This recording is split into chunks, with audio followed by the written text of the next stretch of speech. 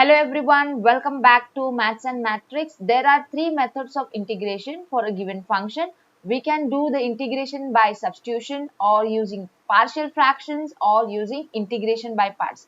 तो हमारे integration chapter से अभी ये तीन टॉपिक्स रह चुके हैं, बट इसमें से इस सेशन में हम लोग कंप्लीट करने वाले इंटीग्रेशन बाय सब्स्टिट्यूशन. ठीक है, तो फिर बढ़ते हैं आगे और स्टार्ट करते हैं इंटीग्रेशन बाय सब्स्टिट्यूशन, जो कि है आपके ग्रेड 12 टर्म 2 का सिलेबस है ना. ये है हमारा part 2 lesson for the topic of integrals. तो मैं यहाँ पे सिंपल भाषा में आपको समझाना चाहूंगी कि ये इंटीग्रेशन बाय सब्स्टिट्यूशन होता क्या है. इसको अगर आप नोटिस करोगे, ये कुछ इस टाइप के फंक्शंस होते हैं जिसका इंटीग्रल पूछा जाता है, like f of g of x into g dash x d x. इस टाइप के कुछ फॉर्मेशन आ जाते हैं, आपको इस टाइप के फंक्शंस आते हैं जिसका इंटीग्रल आपको पूछा जाता है. अभी फंक्शन को नोटिस करो आप, कैसा है वो. कंपोजिट फंक्शन है, f कंपोजिट g है और इसके बाजू में इनटू के में g डैश x दिया है. मतलब ये f के साथ जो कंपोज हुआ था बंदा, उसका डेरिवेटिव आपको साइड में दिखा रहेगा इनटू फॉर्म में. तो ये इस टाइप के फंक्शन, तो इस टाइप के फंक्शन को हम क्या अप्रोच कर लगा सकते हैं, हम लगा सकते हैं सब्स्टिट्यूशन वाला अप्रोच. अभी ये होता क्या है, हम क्या करेंगे, ये जिस फंक्शन का डेरिवेटिव हमें साइड में आ चुका है, जैसे अभी आप यहाँ पे देख पा रहे हो, ये जो फंक्शन gx है हमारा, ये gx फंक्शन का डेरिवेटिव बाजू में आया हुआ है ना, तो हम क्या करेंगे, उसी को पुट करेंगे एज t. किसको, gx को हम लोग पुट करेंगे एज ए न्यू फंक्शन, उसको एक वेरिएबल t करके पुट करेंगे हम. तो हमें क्या मिलेगा, g dash dx is equal to dt मिलेगा. तो हम क्या कर सकते हैं, ये जो अभी बाजू का है, ये हमारा g dash x into D x, ये बन जाएगा dt और हमारा क्वेश्चन चेंज हो जाएगा integral of f of t dt में, जो कि है क्या है, यूजुअल इंटीग्रेशन है. यूजुअल इंटीग्रेशन, एक फंक्शन आया, उसका respective integration with respect to एक वेरिएबल करना. समझ में आ रही बात. तो ये इस टाइप का फंक्शन, ये इस टाइप का स्टडी है कि इंटीग्रेशन बाय सब्स्टिट्यूशन कैसे करना. आपको जस्ट नोटिस करना होता है कि फंक्शन के अंदर जो कंपोजिट फंक्शन आया हुआ है, वो कंपोजिट फंक्शन को किसको पुट करेंगे ताकि उसका साइड में डेरिवेटिव है, वो टोटल जो इंटीग्रेशन है यूजुअल इंटीग्रेशन में कन्वर्ट होता. अगर नहीं समझ में आ रही बात, डोंट वरी, क्योंकि ये इंटीग्रेशन ऐसा चैप्टर है, आप थ्योरी पढ़ने जाओ तो लगता है बहुत ही बोलते हैं ना, नहीं समझ में आ रहा, kind of it's very difficult और we can not imagine kind of. For some of you might, some of you easily understand, but for some of you like who don't understand the theory, what is the best approach for them is integration by doing. You do solve the maximum problems as you can on integration. By the end of the preparation, you would find this chapter such a easy chapter. It's just like it's like playing with the type of question we have, an approach like we only know the standard integrals and just go with that and find the and integrate any kind of functions. तो मैं वो वैसे ही approach में आपको यहाँ पे पढ़ाने जा रही हूँ. तो मेरे पास अभी यहाँ पे सेट ऑफ एग्जांपल्स है जिसके एक्सप्लेनेशन के थ्रू आपको समझ में आएगा एग्जैक्टली ये प्रोसेस कैसे वर्क करता इंटीग्रेशन बाय सब्स्टिट्यूशन. तो पहला क्वेश्चन आपके सामने ये है, देखो यहाँ पे हमें क्या निकालना है, इंटीग्रेट करना है फंक्शन को विथ रिस्पेक्ट टू एक्स. तो ये हमारा फंक्शन, तो हम ले लेते हैं I is equal to integral of 2x into sine of x square plus 1 dx. ठीक है, इसका इंटीग्रल निकालना है हमें. तो हमने क्या नोटिस किया, हमने नोटिस किया ये जो 2x होता है ना, ये क्या होता है, डेरिवेटिव ऑफ एक्स स्क्वायर होता.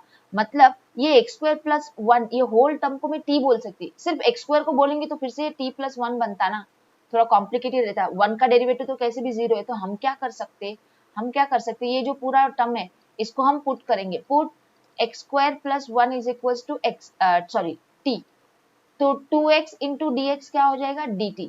तो हो गई ना बात, ये बंदा 2x मल्टीप्लाई dx, ये बन जाएगा dt और ये हमारा फंक्शन बन गया साइन ऑफ t dt. हो गए ना सिंपल यूजुअल इंटीग्रेशन. अभी साइन ऑफ t का इंटीग्रेशन आपको पता है माइनस कॉस t होता plus c, but t is not a variable of your question. Question का वेरिएबल कौन था, x. तो फिर से आपको फाइनल आंसर वेरिएबल x में देना. कैसे दोगे, t को रिप्लेस करो उसकी वैल्यू से, तो ये बन जाएगा minus cos of x square plus 1 plus C. तो ये था एक आसान सा सवाल, आपको कंसेप्ट समझाने के लिए मैंने लिया था. और एक सवाल देखते हैं अभी. देखो नोटिस करो, हमें इंटीग्रेट करना है विद रिस्पेक्ट टू x. तो हम ले लेते हैं i is equal to sine of tan inverse x upon 1 plus x square dx. क्या आपको दिखाई दिया कि tan इनवर्स x का डेरिवेटिव हमारे पास मौजूद है. देखो मैं इस तरह से इसको लिख सकती हूँ, sine of tan inverse of 1 upon में 1 प्लस एक्स स्क्वायर लिख सकते कि नहीं. तो अभी हम देख लिए कि हमें अगर t इज इक्वल टू ये tan इनवर्स x लेना है तो dt क्या देगा हमें, tan इनवर्स का derivative 1/1 plus x square into D x. तो हो गई बात, फिर आई का आंसर हमें मिल जा रहा है, I equal to integral of sine of t d t हो गया, फिर से ये तो डी टी हो गया ना, sine of t d t, इसका इंटीग्रल क्या है minus cos t plus c. अभी कॉस टी को रिप्लेस करेंगे, फिर से टी क्या था हमारा, टी को उठाओ फिर से, टी का ये वैल्यू tan इनवर्स एक्स, तो यहाँ पे लिखेंगे minus cos of tan inverse x plus C. ये हो गया हमारा आंसर फॉर द क्वेश्चन। और एक क्वेश्चन देखते हैं, समझते हैं इंटीग्रेशन बाय सब्स्टिट्यूशन को। यहाँ पे भी integrate with respect to x करना है हमें, तो i इज इक्वल्स टू मैं लेने जा रही हूँ, i is equals to integral of cos x upon under the root of 1 plus sine x, ठीक है, dx। अभी अच्छे से देखो, cos x कौन है भला, sin x का डेरिवेटिव, और डिनोमिनेटर में अंडर द रूट में आया, तो ये अंडर द रूट में जो पूरा टर्म आता है उसी को हमें पुट करना रहता है, ताकि हमारा फंक्शन सिंपल फॉर्म में हो जाए यूजुअल इंटीग्रेशन करने के लिए। तो हम क्या करेंगे, हम पुट करेंगे 1 प्लस साइन एक्स को एज टी, तो 1 का डेरिवेटिव तो 0, साइन एक्स का derivative cos x dx equal to क्या हो जाता है, dt हो जाता है। तो ये हमें दे देगा, this question I is equals to what, this numerator is now dt, it's 1 upon under the root t, under the root t, इसको हम न्यूमरेटर में लेके आएंगे, t to the power minus half होगा, अभी इंटीग्रेशन करो तो ये हो जाएगा t to the power minus half plus 1 upon minus half plus 1। आपको पता है ना integration of x to the power n का इंटीग्रेशन क्या होता है, ये होता है x to the power n plus 1 upon n plus 1। तो यही फॉर्मूला मैंने यहाँ पे लगा है, समझ में आई ना बात, आपको क्लियर है। तो अभी यहाँ पे हमें क्या करना रहता है, t को फिर से क्या करना होता है, रिप्लेस करना होता है। तो हमें फाइनल आंसर क्या दे रहा है, t to the power minus half, मतलब उसको नीचे लेके आ सकते हैं, और डिनोमिनेटर देखो minus half plus 1 plus half होता है, तो न्यूमरेटर में 2 आएगा, तो 2 अपॉन डिनोमिनेटर में कितना आएगा, t टू द पावर कितना होता है, देखो माइनस हाफ प्लस 1 कितना होता है, प्लस हाफ होता है ना। अच्छा, तो हमें तो प्लस हाफ ही मिल रहा, तो हम क्या लिखेंगे, हम लिखेंगे 2 times root of t plus c, t को रिप्लेस कर दो तो ये बन जाएगा 2 टाइम्स रूट ऑफ क्या था हमारा 1 प्लस साइन एक्स, है ना, प्लस सी में। हो गई बात, बढ़ते आगे देखते हैं अनदर क्वेश्चन। देखो अभी ये किस टाइप का क्वेश्चन है जिसको हमें इंटीग्रेट करना है with respect to x again. तो मैं ले लूंगी i is equal to integral e to the power 2x minus e to the power minus 2x upon e to the power 2x plus e to the power minus 2x, ठीक है। तो यहाँ पे क्या हो रहा है, मुझे कुछ फंक्शन यहाँ पे सेपरेट सेपरेट नहीं दिख रहा है, ताकि मैं पुट करके मुझे डेरिवेटिव मिल जाए। तो ऐसे फंक्शन का क्या अप्रोच है, इसको तो ये पहले तो देख लो, ये e to the power minus 2x है ना, इसको हम क्या कर सकते हैं, इसको हम लोग लिख सकते, देखो i is equal to 1 integral of e to the power 2x minus 1 upon e to the power 2x, denominator में भी उसी तरह से लिख सकते हैं 1 upon e to the power 2x, ये dx हो गया। इसको और सिंप्लीफाई कर सकते हैं, देखो क्रॉस मल्टीप्लाई करो, e to the power 2x जो डिनोमिनेटर है चला जाएगा, हमें मिलेगा question e to the power 4x minus 1 upon e to the power, sorry क्या आएगा न्यूमरेटर हमें e to the power 4x minus 1 upon e to the power 4x plus 1 dx। अभी बन गई ना बात, क्या बात बनी हमारी, हम इसको अभी लिख सकते हैं न्यूमरेटर सेपरेट करके e to the power 4x upon e to the power 4x plus 1, इसको हम लिख सकते हैं माइनस, इसको dx ले लेते हैं, फिर minus 1 upon e to the power 4x plus 1 dx। थोड़ा सा हमारा ये लेंदी जाने वाला है, बट आसान सा सवाल है, कुछ यहाँ पे डरने की बात नहीं है। देखो आगे आगे की लाइन पे मैं लिखने जा रही हूँ, तो हमारे पास है i इज इक्वल्स टू अभी इंटीग्रल ऑफ, ये जो चीज है ना यहाँ पे, ये पहला इंटीग्रल है ना, मैं इसको I1 बोल देती हूँ, ठीक है, इसको मैं I1 बोलती हूँ और दूसरे को I2 बोलती हूँ। तो मैं सेपरेटली अभी I1 और I2 निकाल के आपको बताऊंगी। I1 क्या है हमारा, e to the power 4x upon e to the power 4x plus 1 dx। तो यहाँ पे मैं पुटिंग ले सकती हूँ denominator e to the power 4x plus 1 को t, है ना, तो मुझे क्या देगा e to the power 4x into 4, इसका डेरिवेटिव चेन रूल से, इंटू dx क्या देगा dt। तो मेरे पास तो e to the power 4x into dx है, तो इसका वैल्यू मैं क्या लिखूं, dt बाई 4, तो बाई 4 को बाहर निकालो, ये आएगा 1 by T dt। 1 by T का इंटीग्रेशन क्या होता है, लॉग ऑफ t होता है, और ये अब 1 बाई 4 है, तो ये बन गया I1 का वैल्यू, प्लस यहाँ पे चाहो तो आप लिख सकते हो। और एक हम लोग और एक लाइन, नेक्स्ट लाइन पे आते हैं। अभी I2 को हम लोग सॉल्व करेंगे।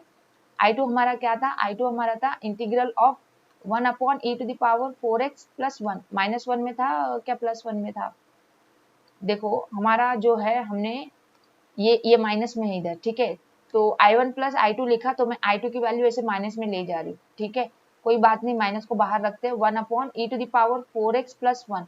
अभी न्यूमरेटर तो कुछ भी नहीं है ना, तो हम क्या करेंगे, ये e to the power 4x को 1 अपॉन में लिखेंगे ना तो ये e to the power -4x upon e to the power -4x plus 1 आएगा। देखो कैसे आता मैं बताती हूँ। इसको क्या करना, आप इसको आप लिखना minus integral of 1 upon e to the power -4x plus 1 dx और क्रॉस मल्टीप्लाई करना तो न्यूमरेटर में आ जाएगा। तो ये टाइप का इंटीग्रल आपको मिल रहा। तो अभी इसको क्या करो, इधर माइनस था ना, माइनस है इधर, तो अभी फिर से इधर पुट करो न्यूमरेट अपना डिनोमिनेटर को e to the power -4x plus 1 को हम ले लेंगे अभी m, t तो हमने यूज कर लिया है, m ले लेते कोई प्रॉब्लम नहीं है। तो हमें -4 e to the power -4x dx क्या देगा, dm देगा। तो मुझे क्या मिला फिर i2 की वैल्यू, इधर माइनस तो है ही है, सिर्फ मुझे क्या चाहिए इधर, ये 4 जो है ना 4 राइट साइड में भेज दो तो ये होगा 1/4 4 इंटीग्रल ऑफ 1/t dt। तो इसका इंटीग्रल क्या हो गया 1/4 log of t plus c, इधर t नहीं था सॉरी m था, देखो आदत हो जाती है, हमने जो वेरिएबल लिया वही ले लेते हैं है ना, m था इधर, तो ये हो जाएगा m की वैल्यू पुट कर ले 1/4 log of e to the power -4x plus 1 plus C. तो अभी हम लोग आ जाते हैं हमारे फाइनल आंसर की ओर पे, बट यहाँ पे भी एक बार मैं लिख लूँ, यहाँ पे भी हमारे पास सब्स्टिट्यूट करना था ना t का वैल्यू, तो ये था log of e to the power 4x plus 1 plus C. ठीक है, अभी आते हैं फाइनल आंसर की ओर, उसके लिए हमें दोनों को एडिशन करना था है ना। तो अभी देखो i इज इक्वल टू क्या था हमारा i1 प्लस i2, i1 हमें क्या मिला, हमें वो मिला 1/4 log of e to the power 4x plus 1 मिला, और i2 की वैल्यू हमें क्या मिली, माइनस तो हमारा यूज हो गया, प्लस में ही मिला plus 1/4 log of e to the power 4x plus 1, ये भी बट -4x था इधर है ना, देखो इधर क्या था -4x था है ना, समझ में आ रहा है ना आपको। तो प्लस सी कॉमन वाला ले लेते हैं, अभी इन दोनों का 1/4 कॉमन है, तो इसको हम क्या लिख सकते हैं, log of a plus log of b का formula log of a into b, तो e to the power 4x plus 1 into e to the power -4x plus 1 है ना, ये इस तरह से लिख सकते हो। तो आप यहाँ पे चाहो तो आंसर स्टॉप कर सकते हो, बट चाहो तो आप इसको और सॉल्व कर सकते हो, यहाँ पे मल्टीप्लाई कर लो। ओके, मल्टीप्लाई करके भी सॉल्व करके फाइनल आंसर आप चाहो तो इसको दे सकते हो। मैं यहाँ पे आपका आंसर स्टॉप कर रही हूँ, you can simplify it even more, simplify it even more. ठीक है, जैसे कि मैंने बताया you can multiply the two brackets and write the simplest answer as you can. But process आपको समझ में आई, ऐसे टाइप के एग्जाम्पल के प्रोसेस क्या है, आपको क्या करना रहता है, डिनोमिनेटर्स यहाँ पे सेपरेट करने होते हैं, दो इंटीग्रल बनते हैं, बट न्यूमरेटर में देखो फिर से हमारा सब्स्टिट्यूशन को देखने के लिए हमें e टू द पावर का टर्म लाना चाहिए होता है, तो उसको हमने रेसिप्रोकल में लेके ला चुके हैं और उसको हमने यूज करके वो कॉन्सेप्ट को यूज करके इसका इंटीग्रल किया है ना। देखो अभी आगे देखते हैं, नेक्स्ट क्वेश्चन है हमारा, integrate the following functions with respect to x, और यहाँ पे हमारा i इज इक्वल टू क्या है, ले लेते हैं i इज इक्वल टू क्या है हमारा, i equal to the integral of x plus 1 into x plus log of x to the bracket 2 bracket raise to 2 upon x dx।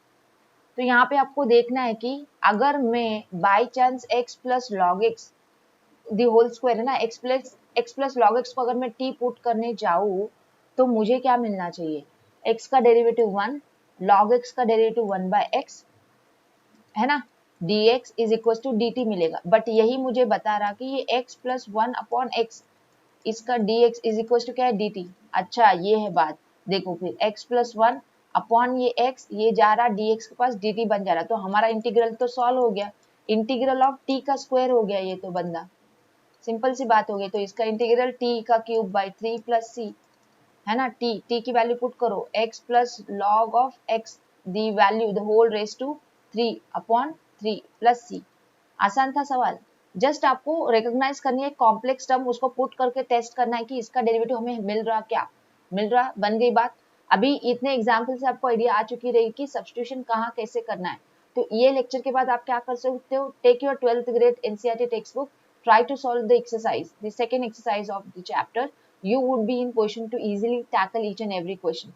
Whichever you would get the doubt, you can comment me in the section below. I would come up with that video and I would explain you the detailed solution of that question.